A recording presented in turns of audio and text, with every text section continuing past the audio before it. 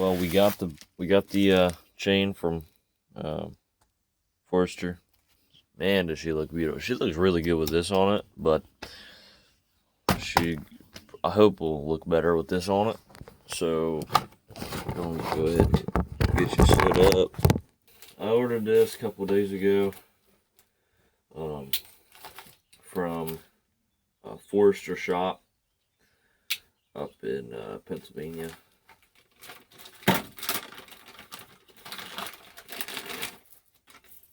I'm going to go ahead and get this bar off and get this chain off, and yeah, we're going to go and do a test with this. So yeah, I'll be back in just a minute, guys.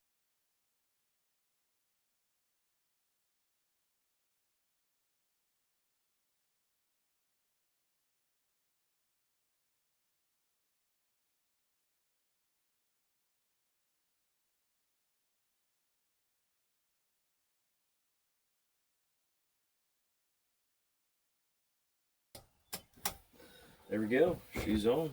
Got that full skip on. So she looks pretty mean. I like the other color, to be honest. I like this color more than that color because you got the blue on it. I like that. It's hard chromed. So maybe I'll try and order one from them. But looks don't matter when it cuts good, you know. So I remember how it was bogging yesterday. We're going to do the same piece of wood. It might be a little bit smaller because I've cut a lot of cookies out of it. So, yeah, I'll see you guys when I'm over there. My grandpa's. This is what we're going to be cutting. It's pretty big. Not the dog. She's also pretty big puppers. You big girl.